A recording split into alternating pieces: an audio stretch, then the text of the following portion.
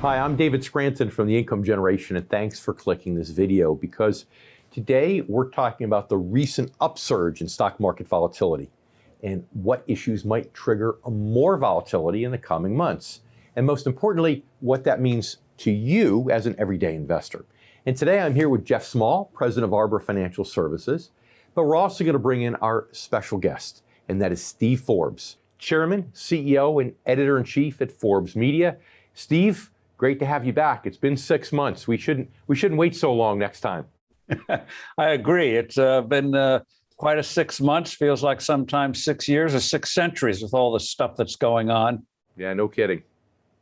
Steve, Jeff Small here. Hey, listen, we're here to talk about the Biden tax proposal today and the budget proposal, and I really feel like the government is living in the land of fiction by taking $1 from one person in the tax payroll and appropriating it to another one. Give us your take. Are they weaponizing the budget for politicization tactics at this stage of the game? It's all a political thing more than an economic thing. They want more control over people. They want the middle class and upper middle class to be dependent on government. That's why they have all these new entitlements. And the whole tax program is designed to make people feel they won't pay taxes. But as you know, with the corporate tax, who ends up paying it? It's middle income people. And there's a lot of research to back that up. So it's a sham, it's all political, and it's going to do immense harm to the economy. Yeah, this is craziness what's happening here. And it's just one of those things where we have to sign it before we read it. Who is masterminding these budgets? Is it really Bernie Sanders that masterminded this budget? Bernie Sanders is the virtual president these days.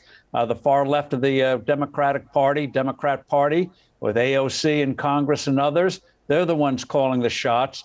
And so-called moderate Democrats, even though they make noises from time to time, are fearful of primary challenges from the far left.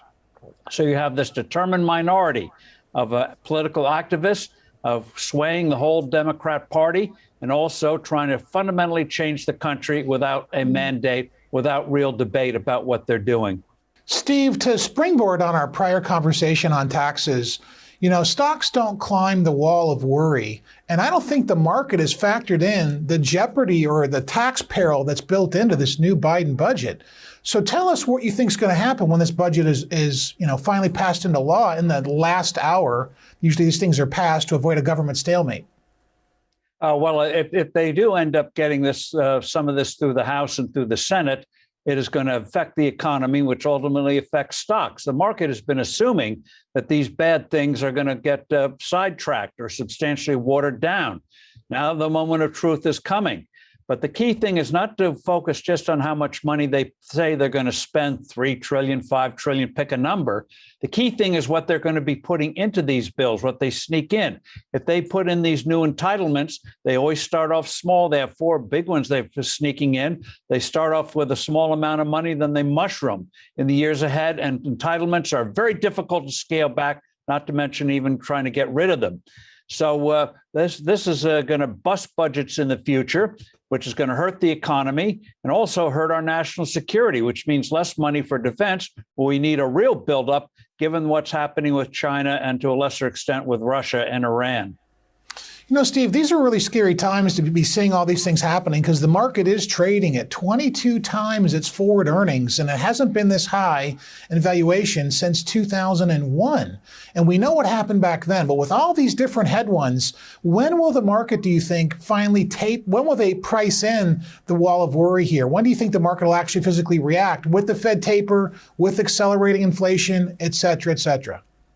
I think the first market reaction will be if Congress actually passes these new taxes in some form and these new entitlements, which will hurt the future.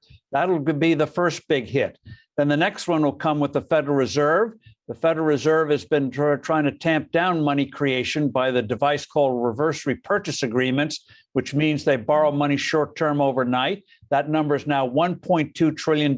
They remove an overnight money from the banking system. They won't be able to continue that much longer, that gimmick, if you have Congress passing these big spending bills. So that means, as we know, when you print money 6 to 12 months down the road, you're going to get inflation. So short term, the market's going to take a hit with these taxes, and the longer term with Federal Reserve monetary inflation, the likes of which we haven't seen since the 1970s, or the early 2000s. We know what happened in both of those cases. Not good for stocks. Steve Forbes, Jeff Small, it's been my pleasure. Thank you. Thank you. Thank you, Dave.